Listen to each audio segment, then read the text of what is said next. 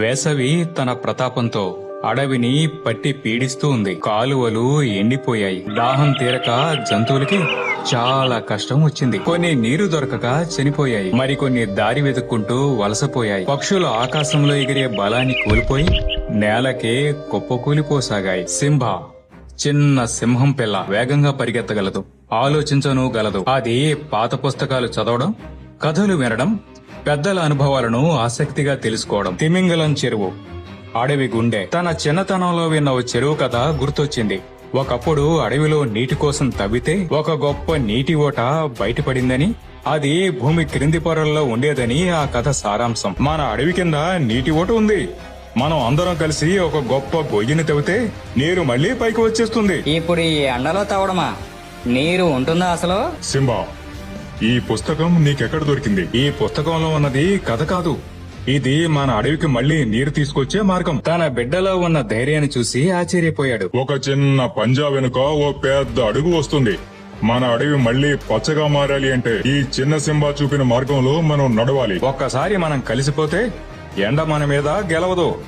మనం భయంతో వెనకడుగు వేస్తే నీరు తిరిగి రాదు. తవ్వకానికి ముందుగా ప్రతి జంతువు తమదైన శక్తిని ఎలా ఉపయోగించాలో నిర్ణయించబడింది. ఏనుగులు భూమిని తొక్కి తవ్వడం మొదలుపెట్టాయి. వెలుగుబంట్లు మట్టిని దూరంగా తోలుతున్నాయి. పక్షులు పైనుండి నీటి ఆనవాళ్ల కోసం గాలిస్తున్నాయి. నక్కలు నేలపై నీటి వాసన పసిగట్టే పనిలో ఉన్నాయి. సింబా మార్గాన్ని పరిశీలిస్తూ చిన్న దారులను గుర్తించే పనిలో ఉంది. ప్రతి జంతువు తనదైన విధంగా సహకరించసాగింది. అలా 10 రోజులు దాటిపోయాయి. ఆకాశం నుండి ఎండవేడి మరింత కసిగా దూస్తోంది. జంతువుల శరీరాలు అలసిపోయాయి. ఏనుగులు గజగజలాడుతుండగా ఎలుగుబంట్ల చేతులు పట్టు వదిలేశాయి. సింబా మాత్రం ఇంకా కాస్త ధైర్యంగా ఉన్నా అందరిలోనూ ఓ అనుమానపు నీడ స్పష్టంగా కనిపిస్తోంది. నీ ప్రయత్నం విఫలమైంది ముఫాసా. మా సమయం, శక్తి అన్నీ వృధా అయిపోయాయి.